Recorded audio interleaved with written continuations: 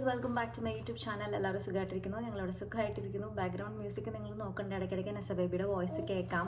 കാരണം അവളിവിടെ കളിക്കുകയാണ്. ഞാൻ വീഡിയോ എടുക്കുകയാണെന്ന് പറഞ്ഞു കഴിഞ്ഞാൽ ഒരു പ്രത്യേക തൊരയാണ്. കാരണം അവൾക്ക് ഞാൻ എന്തെങ്കിലുമൊക്കെ പറയാൻ വേണ്ടിയിട്ട്. അപ്പോൾ അത് നിങ്ങൾ മൈൻഡ് ആക്കണ്ട. അപ്പോൾ തമ്മിൽ നിങ്ങളെല്ലാവരും കണ്ട പോലെ തന്നെ അതാണ് സംഭവം. എൻ്റെ ഒരു ലേബർ സ്റ്റോറിയാണ് ഞാനൊരു വീഡിയോയിൽ പറയുന്നത്. അപ്പോൾ ഹെൽപ്ഫുൾ ആണെന്ന് തോന്നുകയാണെങ്കിൽ നിങ്ങൾ ഫ്രണ്ട്സിനൊന്ന് ഷെയർ ചെയ്യാനായിട്ട് ശ്രമിക്കുക. നമ്മുടെ ചാനൽ ആദ്യമായിട്ട് കാണുന്നവരാണെങ്കിൽ ചാനൽ ഒന്ന് സബ്സ്ക്രൈബ് ചെയ്തിട്ട് കാണാനായിട്ട് ശ്രമിക്കുക. ലൈക്ക് ചെയ്യാനും കമൻറ്റ് ചെയ്യാനും മറക്കരുത്. അധികം വൈകാതെ വീഡിയോയിലോട്ട് പോകാം. അപ്പോൾ എൻ്റെ ലേബർ സ്റ്റോറിയിൽ ആദ്യത്തെ കാര്യം, എനിക്ക് വാട്ടർ ബ്രേക്കേജ് വന്നിട്ടാണ് എനിക്ക് മനസ്സിലായത്. എനിക്ക് ചെറിയ രീതിയിൽ പെയിനും വന്നു. പിന്നെ എൻ്റെ മമ്മി ഉണ്ടായിരുന്നു, ഹസ്ബൻഡ് ഉണ്ടായിരുന്നു. ഞങ്ങളെല്ലാവരും കൂടി ഹോസ്പിറ്റലിൽ പോയി.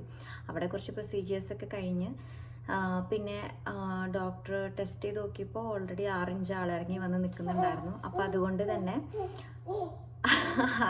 തന്നെ പെട്ടെന്ന് തന്നെ യു ആർ ഇൻ ലേബർ എന്ന് പറഞ്ഞു. പിന്നെ നമ്മൾ പിന്നെ പെട്ടെന്നായിരുന്നല്ലോ, ഉച്ചയ്ക്ക് ഞാൻ രാവിലെ 8 മണിക്ക് തന്നെ എനിക്ക് മരുന്ന് കയറ്റിയതിന് ശേഷം ഉച്ചയ്ക്ക് 2 മണിക്ക് ഞാൻ പ്രസവിച്ചു.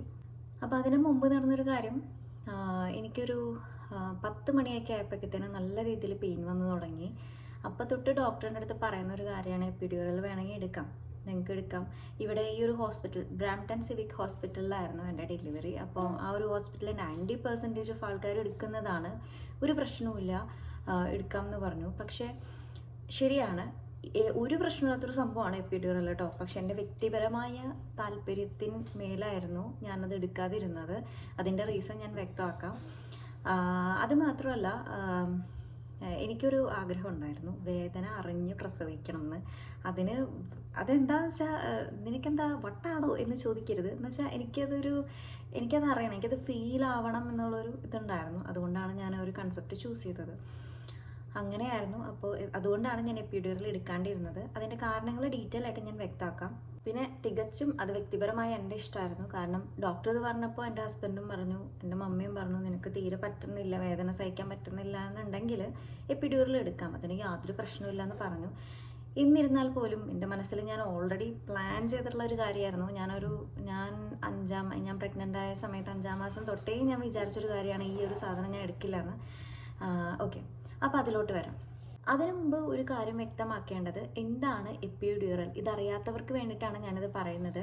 നമ്മളെ പ്രസവ വേദന കുറയ്ക്കാൻ വേണ്ടി നമ്മുടെ നടുവിന് തരുന്ന ഇഞ്ചക്ഷനെയാണ് എപ്പിഡ്യൂറൽ, അഥവാ ഈ അനസ്തേഷ്യയാണ് ഈ ഒരു ഇഞ്ചക്ഷൻ. നമ്മുടെ നട്ടെല്ലിൻ്റെ ഇടയിൽ ചെറിയൊരു സ്പേസ് ഉണ്ടാവും, എപ്പിഡ്യൂറൽ സ്പേസ് എന്ന് പറയും. ആ സ്പേസിലൂടെ മരുന്ന് കടത്തി വിടുമ്പോൾ നമുക്ക് ഓട്ടോമാറ്റിക്കലി വേദന കുറഞ്ഞ് വരുന്നതിനെയാണ് ഈ എപ്പിഡ്യൂറൽ, ഈ ഒരു ഇഞ്ചക്ഷൻ നമുക്ക് അതിന് വേണ്ടിയിട്ടാണ് അത് തരുന്നത്.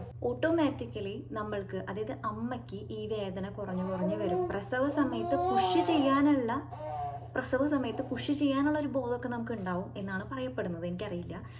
പക്ഷേ എനിക്ക് ആ സമയത്ത് തോന്നി, ഞാനിത് പുഷ് ചെയ്യുന്ന സമയത്ത് ഞാൻ പുഷ് ചെയ്യാണോ അല്ലേന്ന് എനിക്കറിയില്ല. അപ്പോൾ എനിക്ക് അങ്ങനെ കുറച്ച് ഡൗട്ടുകളൊക്കെ എനിക്ക് വന്നു കേട്ടോ. അത് ഞാൻ പറഞ്ഞില്ലേ, തികച്ചും വ്യക്തിപരമായ എൻ്റെ ഒരു താല്പര്യപ്രകാരമാണ് ചെയ്തത്. മനസ്സിലായി നിനക്ക്? അപ്പോൾ അതുകൊണ്ടാണ് ഞാൻ എപ്പിഡ്യൂറൽ എടുക്കാത്തതിൻ്റെ ആദ്യത്തെ കാരണം. ഈ പ്രസവ വേദന തീരെ സഹിക്കാൻ പറ്റാതെ വരുന്ന സാഹചര്യത്തിലാണ്, കെടുമ്പോഴാണ് നമ്മളത് എടുക്കുന്നത്. എന്നോട് അങ്ങനെ ഒരു പെയിൻ എനിക്കൊരു 12 മണി 1 മണിയപ്പോൾ വന്നു കേട്ടോ. അപ്പം ഞാൻ വിചാരിച്ചു എടുത്താലോ, വേണ്ട, ഞാൻ എൻ്റെ തീരുമാനത്തിൽ ഉറച്ചു നിൽക്കുന്നു. അപ്പോൾ ഡോക്ടർ പറഞ്ഞു, ഇങ്ങനെ കടിച്ചു പിടിച്ച് നിൽക്കേണ്ട ആവശ്യമില്ല, എടുത്തോ. അപ്പം ഞാൻ പറഞ്ഞു, വേണ്ട, ഞാൻ സഹിച്ചോളാം. പിന്നെ നോക്കിയപ്പോൾ 8 ഇഞ്ച് പുറത്ത് പോകുന്നുണ്ട്. അപ്പോൾ ഡോക്ടർ പറഞ്ഞു, ഒന്നുകൂടി ഒന്ന് ആഞ്ഞ് പുഷ് ചെയ്ത് കഴിഞ്ഞാൽ കുഞ്ഞ് വരും എന്ന് പറഞ്ഞു. പിന്നെ കുറച്ചുകൂടി നേരം കഴിഞ്ഞപ്പോൾ പറഞ്ഞു, കുഞ്ഞിൻ്റെ തല വന്നു എന്ന് പറഞ്ഞു. അപ്പോൾ എനിക്ക് കുറച്ചും കൂടി എനർജി ആയി, വയ്യ പുഷ് ചെയ്യാൻ. പക്ഷെ എന്നാലാവുന്ന രീതിയിൽ ഞാൻ ചെയ്തു. അപ്പോൾ ഒരു 2 മണി, ഉച്ചയ്ക്ക് 2 മണി ആയപ്പോഴേക്കത്തേനും പ്രസവിച്ചു. അപ്പോൾ വിദഗ്ധരായിട്ടുള്ള ഡോക്ടേഴ്സാണ് ഈ ഒരു കാര്യം ചെയ്യുന്നത്. എല്ലാം അടിപൊളിയാണ്, ഓക്കെയാണ്, ഈ സംഭവം സെറ്റാണ്. അതായത് 90% പേരും ആ ഡോക്ടർ തന്നെ പറഞ്ഞു, ആ ഹോസ്പിറ്റലിൽ തന്നെ എടുത്തിട്ടുണ്ട്. പക്ഷെ എൻ്റെ ഒരു ധാരണയാണ് ഈ ഒരു കാര്യം ഞാൻ മനസ്സിൽ നേരത്തെ തീരുമാനിച്ച കാരണം ഞാനത് എൻ്റെ ഒരു ഡിസിഷനിൽ ഉറച്ചു നിന്നു. പിന്നെ ഇതിലുള്ളൊരു കോംപ്ലിക്കേഷൻ എന്താണെന്ന് വെച്ചാൽ, ഇതൊരിക്കലും ഒരു മെഡിക്കൽ ഉപദേശമൊന്നുമല്ല, വ്യക്തിപരമായ അനുഭവമാണ്. ഈ ഒരു അനസ്തേഷ്യ നമ്മൾ എടുക്കുന്ന സമയത്ത് കൃത്യമായ രീതിയിൽ ഡോക്ടേഴ്സ് പറഞ്ഞു തരും എങ്ങനെ ഇരിക്കേണ്ടതെന്ന്. ആ ഒരു കറക്റ്റ് പൊസിഷനിൽ തന്നെ ഇരിക്കണം. ആ ഇരിപ്പ് അങ്ങോട്ടോ ഇങ്ങോട്ടോ നീങ്ങിക്കഴിഞ്ഞാൽ അമ്മയ്ക്കും കുഞ്ഞിനും നല്ലതല്ല എന്ന് ഞാൻ എവിടെ കേട്ടിട്ടുണ്ട്. അപ്പോൾ അത് കൃത്യമായ രീതിയിൽ നമ്മൾ ഇരിക്കും വേണം ഈ ഒരു കാര്യത്തിന്. അതൊക്കെ അവർ പറഞ്ഞു തരും. 100% അവരുടെ ഭാഗത്തുനിന്ന് ഒരു കെയർ ഉണ്ടാവും. അനാവശ്യമായ എൻ്റെ ഒരു പേടിയൊക്കെ കൊണ്ടാണ് ഞാനത് അങ്ങനെ ഒരു തീരുമാനം എടുത്തത്. അപ്പോൾ ഞാൻ എന്താ ചോദിച്ചതെന്ന് വെച്ച് കഴിഞ്ഞാൽ, ഇപ്പോൾ ഓരോ സ്ത്രീകളുടെ സാഹചര്യവും വ്യത്യാസം ഉണ്ടായിരിക്കും. ചിലർക്ക് തീരെ സഹിക്കാൻ പറ്റാത്ത ആളുകളുണ്ടായിരിക്കും. അങ്ങനെയാണെങ്കിൽ എപ്പിഡ്യൂറൽ എടുക്കേണ്ടതുകൊണ്ട് യാതൊരു പ്രശ്നവുമില്ല. നിങ്ങൾ ഡോക്ടറോട് ചോദിക്കുക, ഞാൻ എപ്പിഡ്യൂറൽ എടുത്തുകൊണ്ട് എനിക്ക് എന്തെങ്കിലും പ്രശ്നമുണ്ടോ. ഞാൻ ചോദിച്ചായിരുന്നു. അപ്പോൾ ഡോക്ടർ പറഞ്ഞു എടുക്കണോ വേണ്ടേ എന്നുള്ളത് 100% നമ്മളെ തീരുമാനമാണ്. അത് എടുക്കുന്നതുകൊണ്ട് ഒരു ദോഷവും വരാൻ പോകുന്നില്ല. ഇത് മെഡിക്കൽ എല്ലാവരും എടുക്കുന്ന ഒരു കാര്യമാണ്. ഞാൻ പറഞ്ഞില്ലേ ഓൾറെഡി, എല്ലാവരും എടുത്തു. ഇപ്പോൾ ഓൾമോസ്റ്റ് എല്ലാവരും പ്രസവ വേദന സഹിക്കാൻ പറ്റാതാവുമ്പോൾ ചെയ്യുന്നൊരു കാര്യം തന്നെയാണ്. അതുകൊണ്ട് ഡോക്ടറിനോട് പറഞ്ഞു തികച്ചും നിങ്ങളുടെ തീരുമാനമാണെന്ന് പറഞ്ഞു. ഒരുപാട് ആലോചിച്ച ശേഷം ഞാൻ വേണ്ടാന്ന് പറഞ്ഞു.